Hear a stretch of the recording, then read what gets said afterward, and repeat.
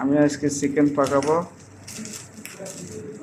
Chicken মতলব মুরগির মাংস, মুরগি পাকাবো। হ্যাঁ, মুরগি পাকাবো।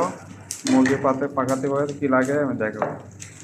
এটা হচ্ছে মিক্স মশলা, ধনিয়া পাউডার, তারপরে ডালচিনি, এলাচ, 2টি তেজপাতা, মরিচ পাউডার, জিরি ভাইজি আমি মিক্স করে নিয়েছি এটা।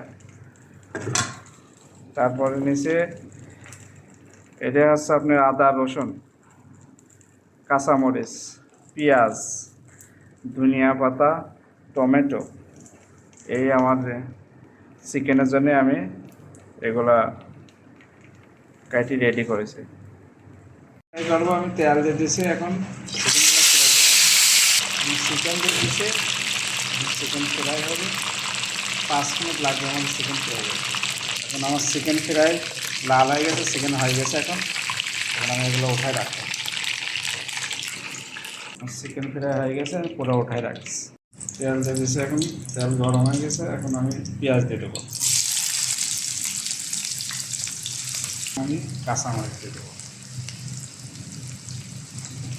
কাঁচামরিচ দিয়ে আমি এভাবে 5 মিনিট নাড়াচাড়া দিয়ে ঢেকে রেখে দেবো। পেঁয়াজ লাল হয়ে গেছে, আমি তেজপাতা, ডালচিনি, এলাচ দিয়ে দেবো।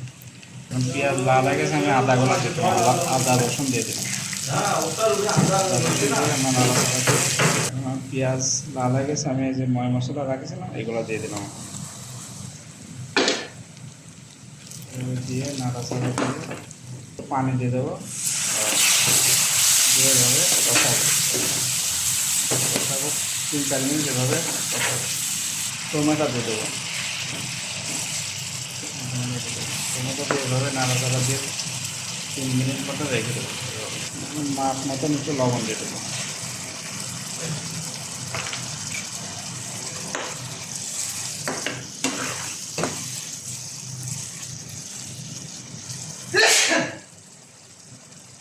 এখন কষানি হয়ে গেছে মশলা। এখন আমি চিকেন দেব।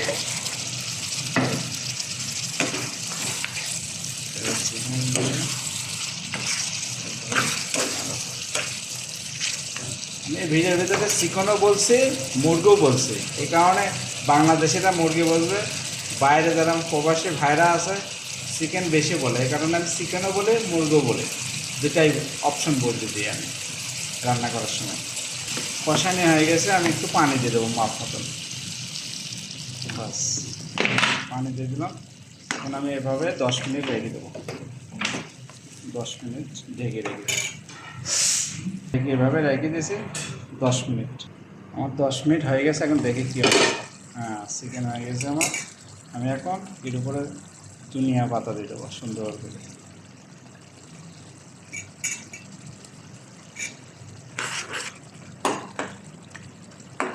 এভাবে আমি হয়ে গেছে। আমি এটা এখন বন্ধ করে দেবো, চুলা শেষ। এর উপরে এখন একটু জিরে, গরম মশলা ভাজি রাখেছিলাম, এটা এক্সট্রা আলাদা, আমি এগুলো দিয়ে দিলাম।